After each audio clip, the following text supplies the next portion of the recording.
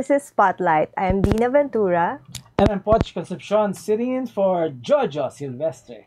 Good afternoon, Poch. Hi, Dina. Our guest today is someone very sweet, or sweet.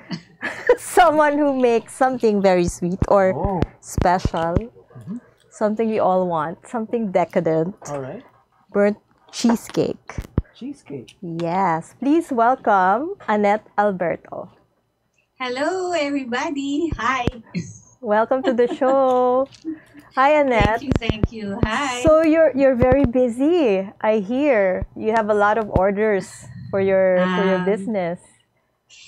Currently, quite busy actually these days. Actually, even especially during Mother's Day, but I think we're going to have another occasion very soon, which is Father's Day. So we are anticipating that there will be orders again. So far, we have been blessed, very blessed actually, which is very good for our small business. How did you start the business? When was it established? Was it a pandemic-born business? Actually, it was not a pandemic-born business, but I think we became luckier. Let's just put it this way, no? During the pandemic, I don't get offended, pero I think that's how the business is now, no? I think since restaurants are closed, there are also some others who benefit from that kind of arrangement. So no offense lang. Yeah. Our business actually started sometime, if I'm not mistaken, 2019. Actually, this is just a lucky thing, no? I did not plan on putting up a business, especially a food business, because I know that it takes a lot of dedication and it takes a lot of hard work to be able to make it. But so far, we have been blessed. I actually started because I baked this cheesecake, the original burnt cheesecake. That's one. Some friends actually wanted to taste it when I posted it. Looks yummy. And because of that, parang it just started with a post, basically. And then all of a sudden, people started getting interested in it. So they were asking me if I wanted to sell it or if I would consider selling it. And then after that, they started ordering.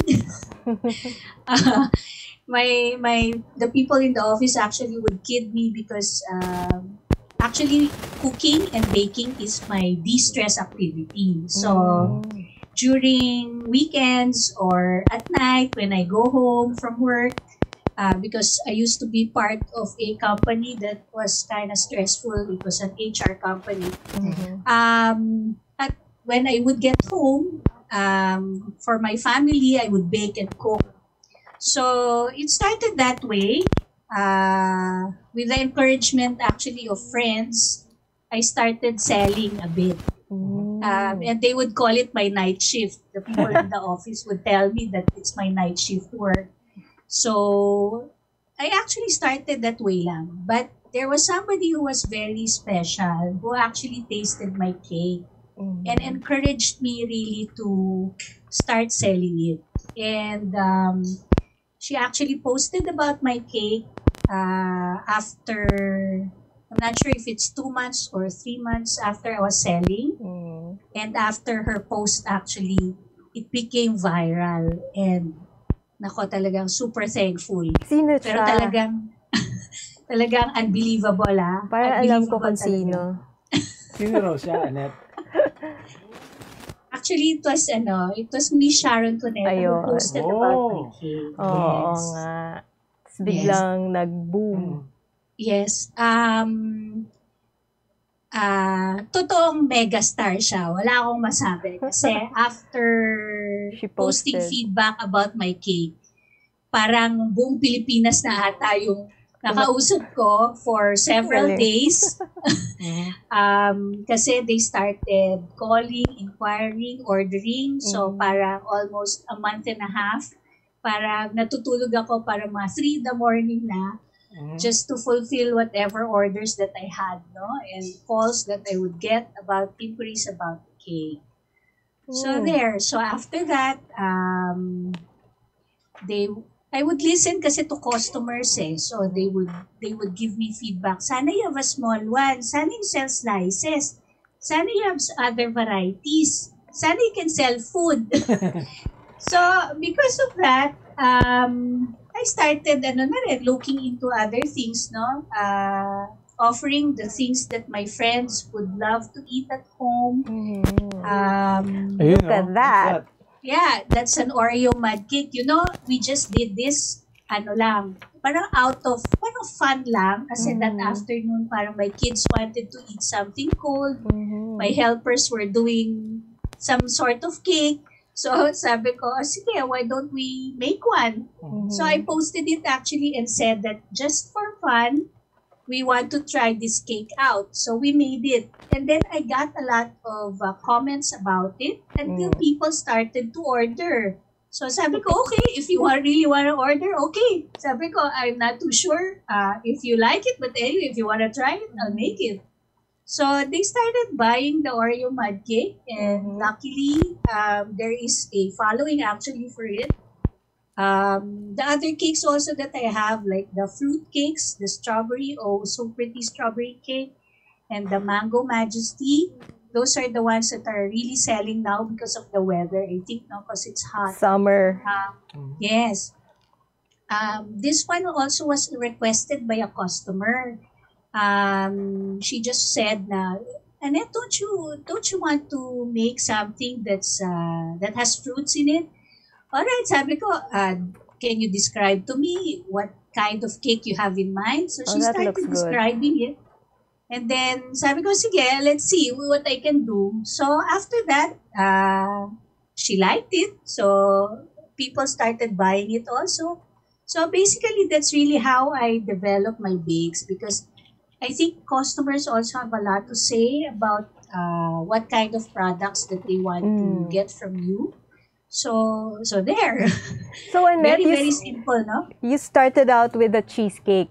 That was your Yes. first product. Yes, that was my first product. After that, I created the burnt chocolate obsession, which is a chocolate version actually of the cheesecake. And then after that, I started selling the food. Kasi parang if they have an occasion, so they tell you, how come you only sell sweets? Can't you sell something savory? Okay, sige, I have naman things that my friends like. You might want to try it. So I started also selling my savory food. So those are food requests actually from friends and from customers also. Annette, how did you get into baking? On your own, Okay. or did you study? Actually, I started very young because my mom is my greatest influence. She would bake and cook, and she would do it very well. Every time that we would have reunions, it would always be at home, and my mom would always cook for people, no, for friends and family. When other kids or my sisters and brothers would go out and play, when my mom would bake or cook, I would actually stay with her so that I could see, especially baking, kasi I really like baking, and even as a child. That was how I developed, I think, my love for cooking.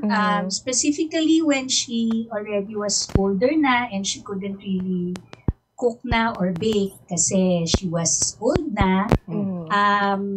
That was when I started getting into cooking naman, kasi parang I also miss the food that she would prepare for the family. So I would let her taste it, and if it gets the mark of approval of my mom, then it would be a proud moment for me. So to supplement, I took short courses lang, pero very short yung mga day classes only. Or one-day course. Yeah. One-day course lang on things that I'm interested in baking or cooking. Kasi I get food obsessions. Medyo food obsessed ako. If I... Yeah, weird, no? Pero Well, if there's something that I like, and I tasted it and I really like it, there's a flavor profile, then I start experimenting and researching about it until I get it right. Right means, kasi taste is relative. What's masarap to me may not be masarap to you. Yeah. But to me, for my family, I try to make stuff that, food and baked goods that my family appreciate. Family and friends, actually. Okay. Sige, Go. Go. Is that how you develop burnt? Why burnt? Burnt cheesecake. I have a friend who travels a lot. Unfortunately, that time, when he was traveling, I wasn't traveling that much because my kids were small pa. But my friend is a foodie. He also likes to eat. And he's quite adventurous with the food that he eats, no? So one time he traveled to Spain, and I saw that he went to this place in Spain, and he got to taste the burnt cheesecake. So I told him, I want to taste that. Sabi ko, I really want to try it kasi it's apparently, very, very good. So, sabi niya, yeah, it's really good. And then he posted a photo. So because of that, I started researching about it. And then, until I baked it. So when I baked it, in fact, it was pale.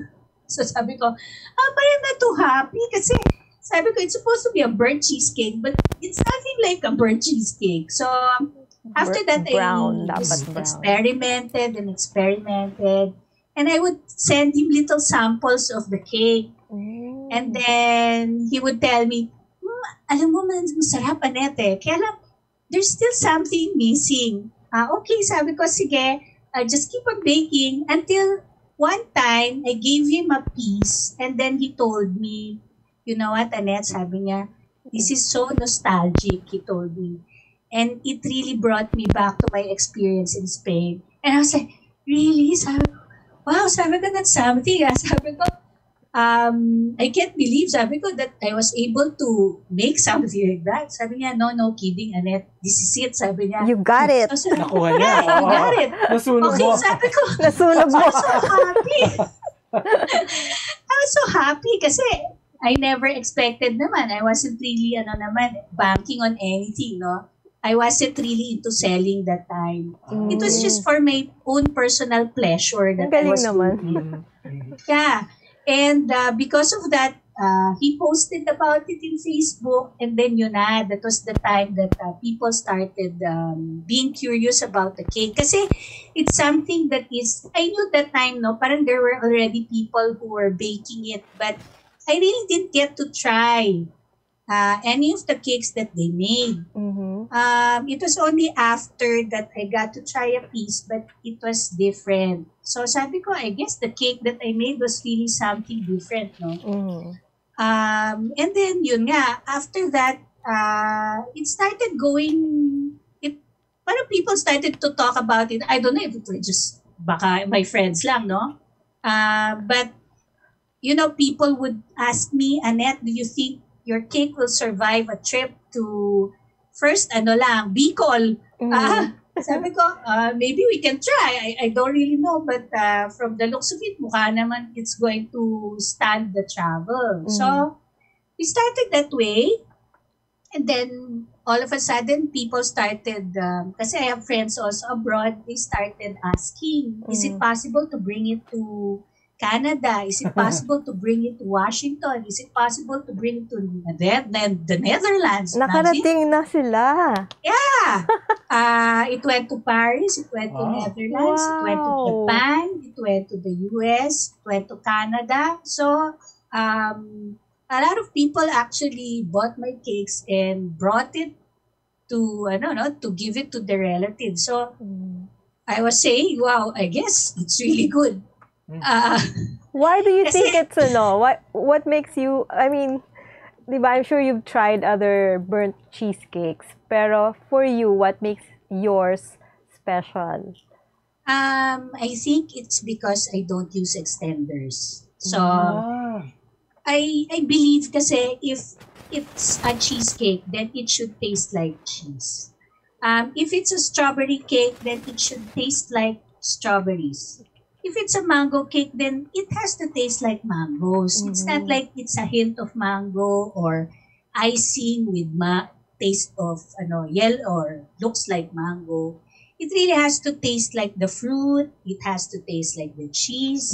It has to taste like the coffee, good coffee. So that's my peg actually when I make food. So I think there are people who appreciate the same the same idea that I have. So so far so far naman You mean to say, Annette, you mean to say, maraming cakes na binibenta dyan, hindi totoo? Hindi naman sa ganon. Like what I said, no? It's relative. Masarap is relative. So there are people who appreciate, I guess they like cakes with icing. There are people who appreciate cakes that taste like strawberries. So iba-iba. I cannot say kasi na all my products are good because it really depends on the person who eats it. I guess, if you taste my cake, then you'll tell me. I'll ask you, is it masarap? And then if you tell me masarap, then I guess more or less we have the same flavor profile that we enjoy. Okay. So I cannot say that the other cakes are not good. They're also good, no? They just have specific markets for products. I can't wait to ask you about to taste it. To ask you about your other products. But before we go into that, let's just pause for a quick commercial break.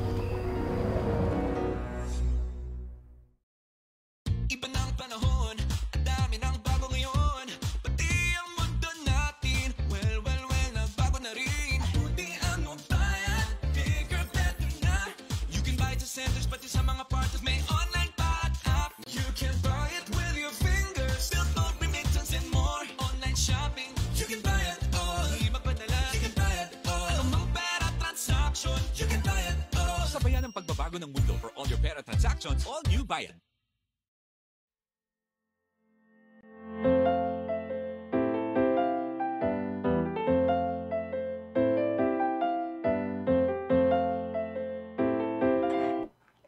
And we're back on Spotlight. Welcome back, Annette.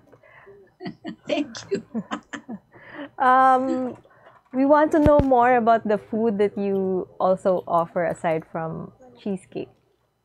Okay. Ano pa ang masasarap? Parang may nakita akong pie. I thought I saw a pie. Pasta rin. May pasta rin. Pasta rin, no? Yes. The pie, actually, it's kind of hard to make. But these are special orders that I do for friends or for customers who request it. So there are times that customers actually request for specific types of food. If I'm free enough, and I have a recipe naman that I think will work, then I tell them lang na manage your expectations kasi sabi ko it's not market ready. It's an experimental dish or experimental bake. Then that's basically how I develop my products. Yan. These are actually food that I prepare for the house. Oh, okay. Ang sarap naman. We want to live in Yeah. your house na. May message ka namin sa kapatid. So I post What you post make. food stuff, yeah, Okay. on my Facebook feed. Sometimes, if there are people who are curious about it, sige, if kaya naman, magbibigyan naman. You know, it's quarantine, so we have to share or spread good vibes to everybody, right? That's right. But I have on the menu items also. These are tried and tested recipes na. So, normally, mga ano yan. When I have a reunion in the house, these are the most requested dishes that I prepare for family and friends. Ayun. So, those are usually the ones on the menu already. Okay. Do you have a, what's your setup? Do you have a team of assistants? And meron bang araw na super hectic na sobrang daming orders? How do you Yes. manage?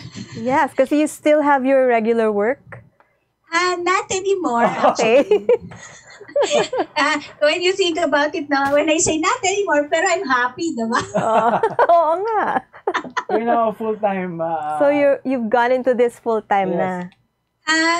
Actually, I promised my husband that this is going to be a hobby. It's not going to be a major work. Kasi he also doesn't want me to get too tired. So, he wants me to take care of my health first and foremost, because I'm not really young anymore. So, I have to make sure that I also still take care of my family. Kasi imagine naman, I can make good food for other people, pero I can't make good food for my family. Oh. That's so sad, diba? Tapos sila. So, that's why I said, okay, basta, I'll make it manageable. So, that's one thing about it. Kasi I make it manageable for me, no? I don't really overextend myself. Okay. And that's the reason why I also ask people when they order to give me time. Okay. And I also tell them if it's full, I don't push it. Kasi I also don't want the quality of the food to suffer. Right. I'm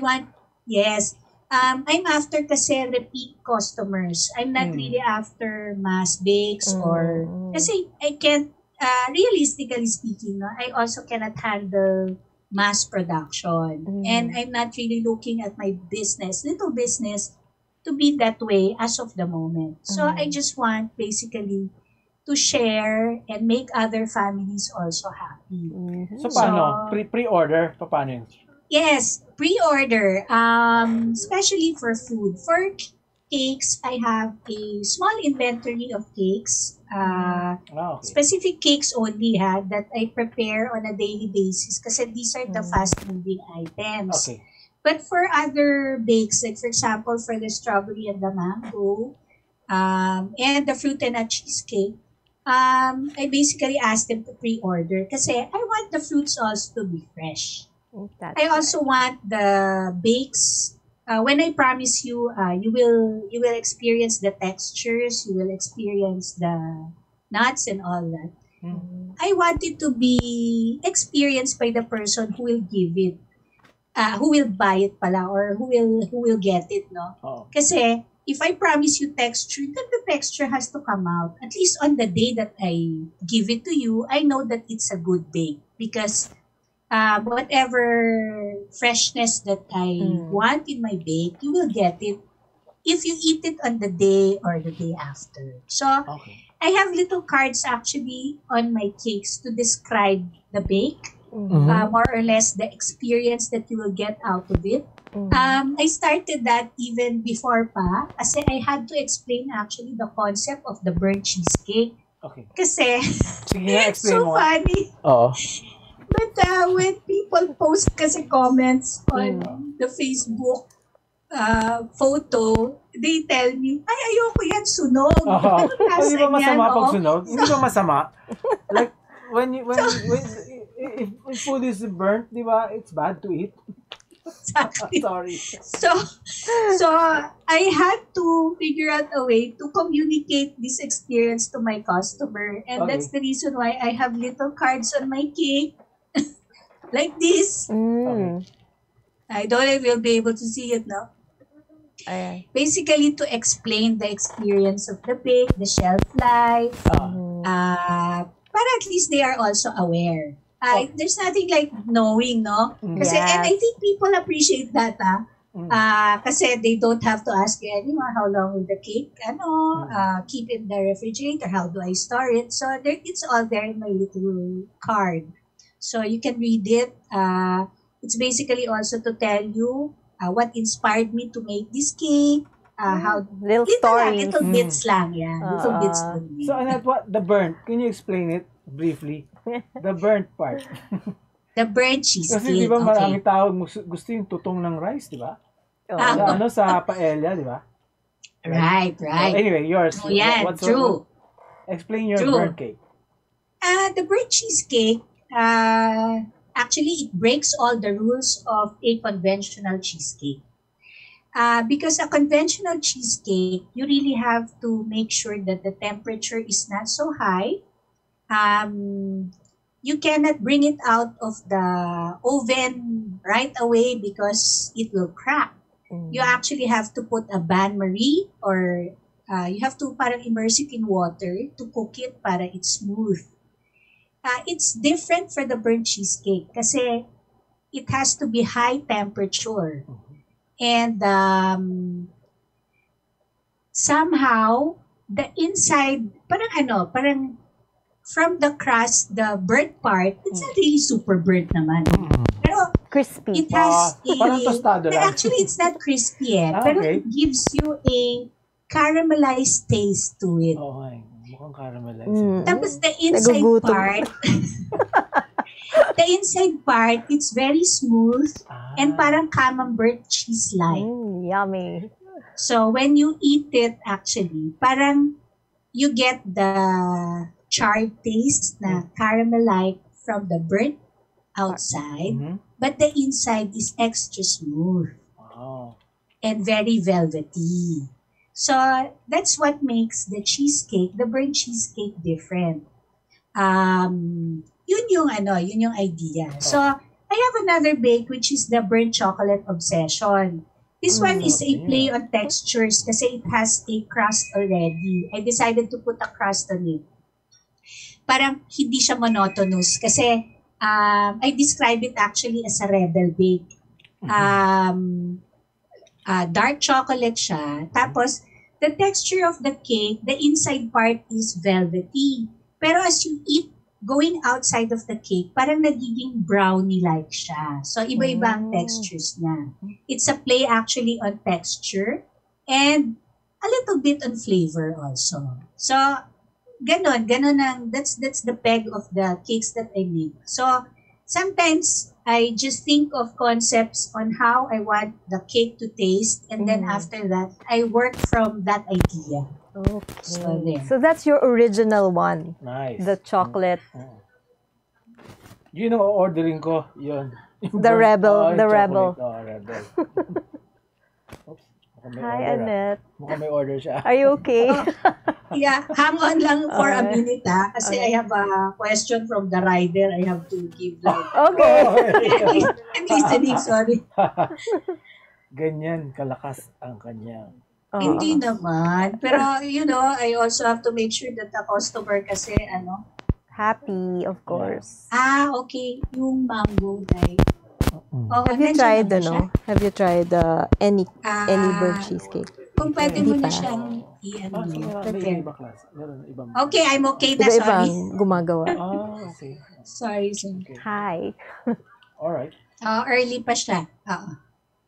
So I was asking if the chocolate cake, the one you just described, is your original creation. Nobody else makes that. I don't know if there are people who make it, but this recipe I developed already after developing the original burnt cheesecake. So this is my recipe. This is my take on a chocolate burnt cheesecake. Okay. Yan ang order. Yun ang ordering ko. But wait! You have to try that. What you have to try is the cafe. Kasi yung cafe. May coffee talaga? Ibang maraming fans ito. talaga. Okay. Okay. Kaya kailangan namin sa office yan, pampagising. Yeah. There are people who really love this cake. I have a customer who really loves this cake. Actually, I came out with this last Christmas kasi as much as possible, during special occasions like Christmas, I try to come up with a unique bake for Christmas. Para there's something new to add to my repertoire of baked goods. Para at least, baka the others kasi they prefer naman something new. So I try to come out with something new during Christmas. Hindi ba, cakes, magigising ka di ba? Kasi because of the sugar. So your coffee cake is coffee and cake in one. So Yes. Yun na. Sige. Yun na yan. Yun na. Okay. Yun na kailangan ko. Sige. Okay. You know why? My husband kasi says, you know what? Your original cheesecake, it tastes good when you take it with coffee. And also my other customers say that.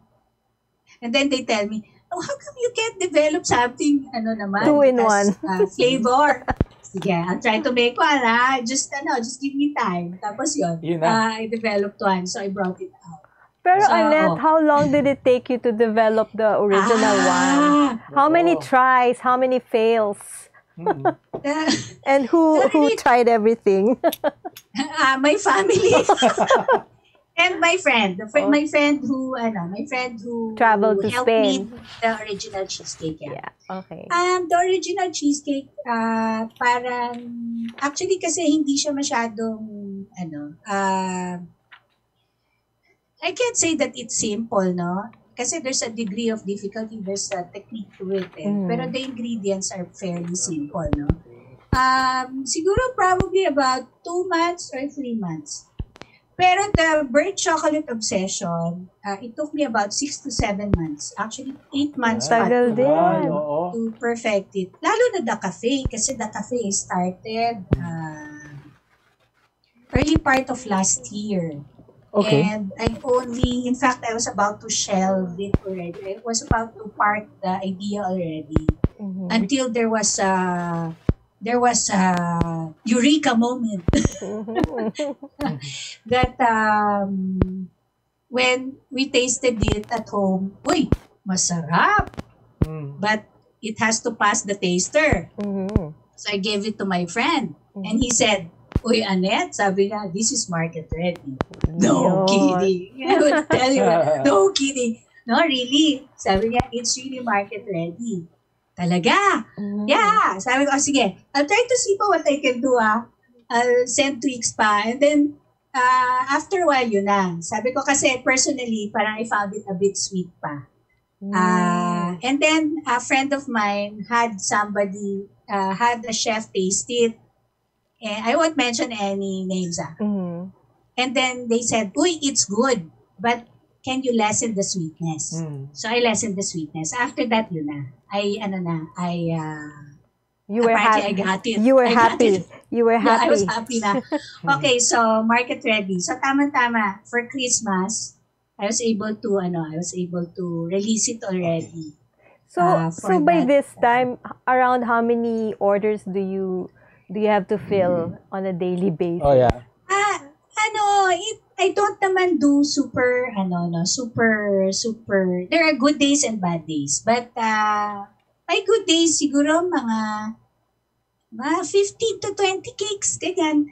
Dami nun Madami ba yun? Oo. Kaya lang pre-order, you have to make them sabagay, now. it feels like madami na minsan. Pero it's not always like that. Okay. Like what I told you also, no, I also don't want to make it something that will make me unhappy. Hanggang diba? lang. Yeah, Kasi parang I don't want it to take away from the joy and the love of doing it. Tama. So, there are times that, especially during special occasions, that there are quite a number of orders that come in. But if I really cannot do it anymore and I feel that it's going to stress me out, Sinasabi mo?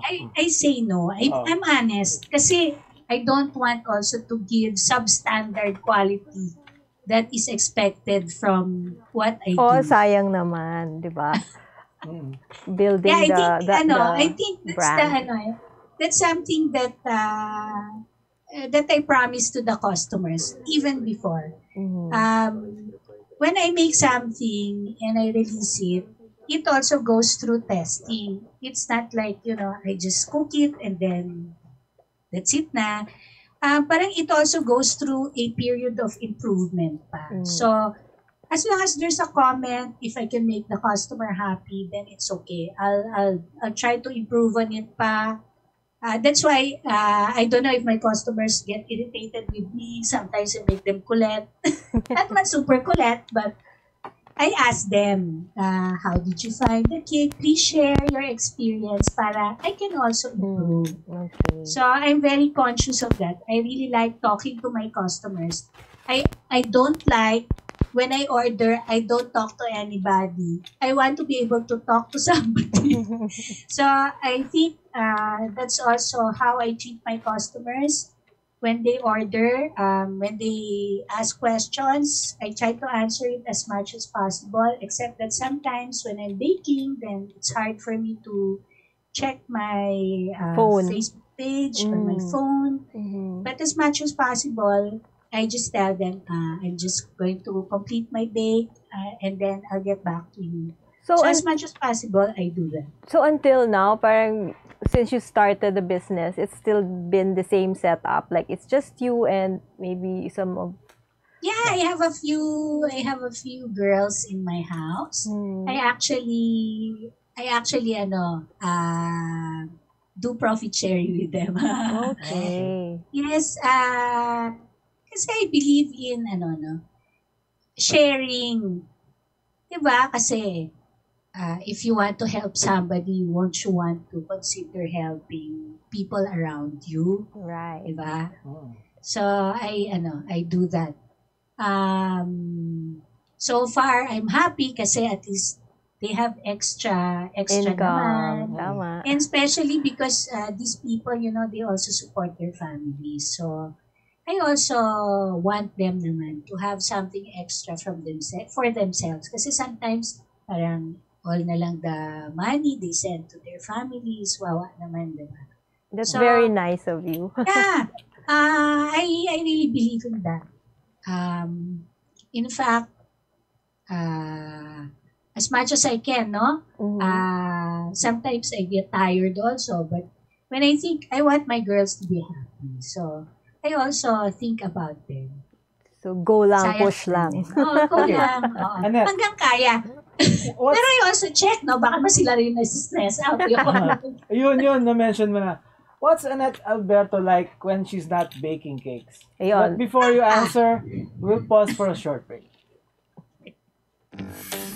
Araneta City, home to the country's first indoor shopping mall, the world's original Thrilla, and the first ever Bini Bini pageant.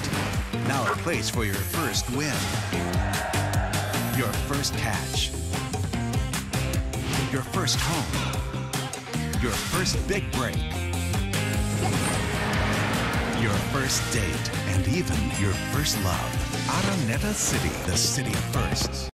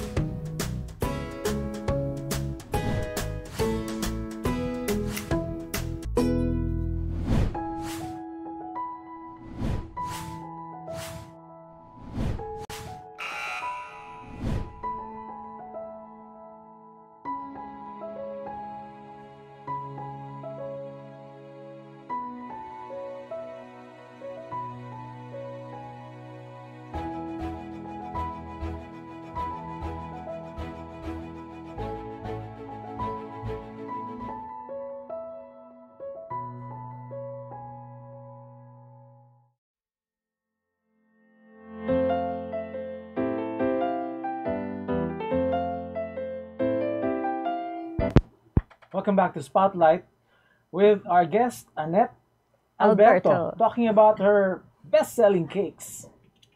As I was asking, Annette, ano si Annette Alberto when she's not, baking? Halimbawa, walang order ngayon.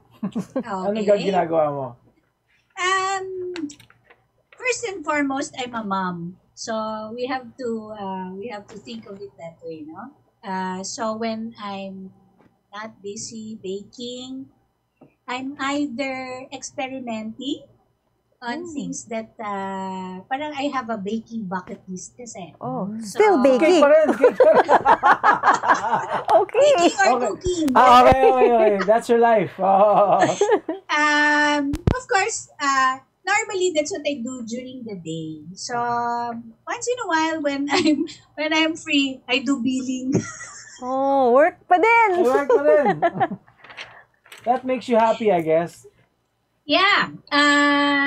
Kasi there are times that I get so busy, so I'm not able to prepare meals for my family. So that's the time that I experiment and I bake or cook for my family naman. Kasi they also enjoy tasting new things. My family likes to eat. We like to eat. Buti na lang well, me, I eat my bakes but not all of them. I only have particular things that I like. Talaga? Yes. I actually my favorite is the strawberry cake. That's my favorite. Oh, okay. Yeah, Okay. that's my favorite talaga yan. Favorite ko talaga yan. Of all my cakes, that's my favorite, the strawberry cake.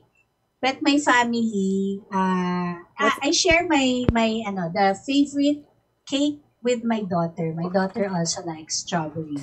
That's her favorite cake, yeah. But my husband and my son, they like the chocolatey types and they like the coffee. I think they've moved on already. Nag-move on na sila. Dati kasi, any cake will do. Pero ngayon, di na. Parang, May preference na sila. may preference na. Nagpipihi ka na. May preference na. So, that's basically what I do during the day. But at night, when it's quiet time, I like watching TV. The usual, Netflix. Akala ko cake show, pinapanood mo. Ganun pa rin. Yes, actually, yes. Birthday. And I like reading. Oh, yun. I love cookbooks. Nako, I Ayun. love Cake cookbooks. pa rin. Food pa rin.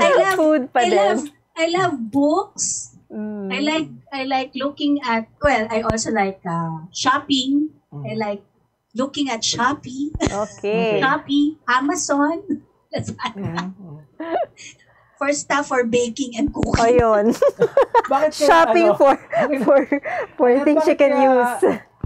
Bakit mahilig ang tao ngayon? Is it due to the pandemic? That's why people like Yeah, I guess so. eating. There are people, yeah. Go ahead. I'm so daldal. I get all the I'm the one always talking. But I think kasi, when you have kasi family get-togethers, it basically also revolves around food. Diba? Yeah. Hindi ba? Kasi when we have get-togethers at home, for family and friends, yun ang mga nila. That's what they like. Some of them, they will starve themselves pa before going to the house. Kasi, Prepare sila. Magpe-prepare yung stomach. Okay. Ginagawa ko din. diba? So funny. Pag may party na. Yeah, so funny eh. Pag alam mo na masarap yung food talaga. May They're so preparasyon, funny. Papagutom. Yeah, I find it so amusing that they do that to themselves actually. They'll tell me, Annette, you know what? I didn't eat today. Kasi we're gonna go to your house. So, do you know what's on the menu? Sabi ko. So, I asked them naman, what do you want to eat? Kasi sometimes I also run out of ideas. Sige, we like to do theme things. So, one time we made Spanish dinner or sometimes we make Middle Eastern cuisine, ganyan. So, I basically also set up tables for them. That's one of my my joys also in life. Is that Together something with the you can that you'd like to explore more of when the pandemic ends? Like, you know, parties for other people? Or Parang catering. setups. Kasi mahilig si Annette set Saka up. mahirapan lang ako kasi I have to bring my things, ganyan. Pero maybe ako, I like party trays. Maybe I'll give it a shot and see what, I guess you gotta experience it once in your life before you say no, diba? Saka sayang naman your talent and skill for creating those menus, Again, diba? I don't want to get stressed out. Oo nga. Na-stress na siya sa atin. Okay. So, para walang stress, let's just play a game na lang. Oh, yeah. Oh, sure. Okay, let's go into the game. Yes. Okay, first. You guess the photo. I guess that na. That's the cafe burnt cheesecake. There you go. Correct. Next. Oh, it's the same. It's the that one. This is the fruit and nut cheesecake. It's a baklava-inspired cheesecake. Greek. Yeah, Greek naman yan. Greek. Oh, that's my also pretty strawberry cake. Alright. The favorite. Yeah, that's my favorite. Ang ganda. Ilang So strawberry pretty, nandyan? diba? Ilang strawberry nandyan? Ilang pieces? Ang daming strawberry niya. parang whole pack of strawberries. Oh. Okay. And it's not only on the outside, kasi there's still strawberries inside. Parang layers. Layered. See? And you said that's your favorite, no? Yeah, this Personal. is my favorite. Okay. Okay. Yeah. Yan. What's that? Oh, that's Mango Majesty. Summer. That's my now. This is my best seller now kasi Summer it's cake. hot. And actually, I get mangoes from Zambales. Oh, sarap. Okay. Sweet. Yes, from my friend. Carabao. Yes, from my friend who has a farm in Zambales. So I get my mangoes from there. Okay. This one, this one is not for sale, ha? Ensamada. What's that? This is the ensamada. Oh, you Yeah, made I just- that? What you call the pillowy. Yeah, I just tried it out kasi I've been wanting to make ensamada. But, Okay. it's very difficult pala to make ensamada. So, this is not for. I'll never take ensamadas for granted. Never. Mahirap. Never. Mahirap Never. siya. Okay. Tsaka siya, may degree of, na yan, it's actually a complicated bake. So, may degree of expertise ka na talaga kung magaling kang mag-ensamada. Okay. Talagang precise ang mga measurements. Okay. Oh, so she got it perfect. She got a perfect score. So, hindi tayo pwede mag-request ng penalty. Walang penalty cake. Alright. No, don't worry. I'll let you taste my cake. Okay. So, ayan na, it's recorded pa. Alright. Okay. Baka After this, ako naman order ako sarili ko. for personal. Sure. Okay. Okay, so thank you, Annette, for sharing your story with us this afternoon. Thank you also.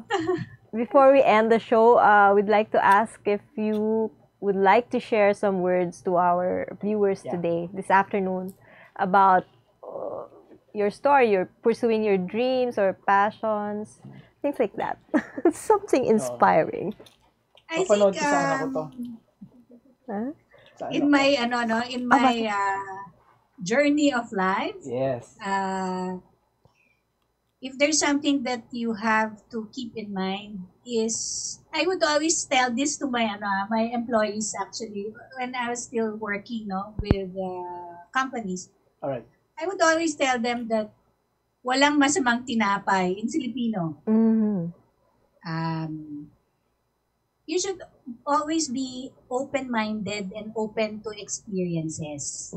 And things that happen to you, whether good or bad, you will always get something out of it. Sometimes the bad things, you think that it's the end of the world, but actually, you derive a lot of learning from it.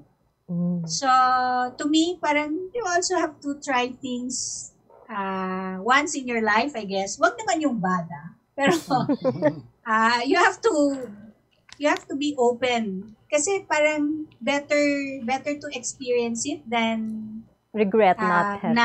and then you'll in the future you'll say, what if? So for me, I'm willing to try things at least once to see, no? But if it works out, then good. But you'll always get learning lesson out of it anyway. So it's actually not a bad thing to do. So this journey of mine, actually, I never expected it. I never thought about it. I never even... Kasi my father-in-law would always keep me, why don't you put up a food business? No, I don't want to do that. I don't want to get stressed. And then now, look at me, no? So, there's also something about doing what you love, I guess. Kasi like what you see, no? Well, on my free time, what do? I read about food. Yes, experiment with food. Yeah, experiment with food. Shop for the kitchen. Yeah. All things. Yeah, but even if I get tired, parang there's always a way that you'll overcome it if you love what you do. So, I think that's the best takeaway that I got from the whole experience of Annette Alberto cakes. Oo, pero ang ganda ng story, di ba? Just, I can't believe kasi that like, you developed a cake that somebody else tasted and then, di ba? Tapos biglang it's such a big hit. Unplanned. It's all unplanned. Oo. It's all unplanned parang I don't know if it's God-given, I guess, no? The opportunity is God-given. Kaya it's been amazing actually. It's an amazing story. In fact, I don't get to share the story, and thank you for sharing it with us this afternoon. We can't wait to taste each one of your cakes. Yes. O-order din namin yan for sure. Yes. I appreciate your taking time to talk to us and to explain and to tell our story. Kasi it's very precious actually. Very inspiring. Yes. I think a lot of home-based businesses will be inspired by what you did. Kasi you just went into it. Yes. Tapos, tingnan mo. Accidental. Tapos may Sharon Cuneta ka pa kasi. Endorser mo. Ayun. So, sobrang godsend. Oo, talaga. it Appreciated. was meant to be na talagang magkaroon ng boost yung business. So, thank you once again, Annette. Thank you also. Thank you. Enjoy the rest of your day. This has been Dina Ventura. Watch Concepcion. And this has been Spotlight. Thank you.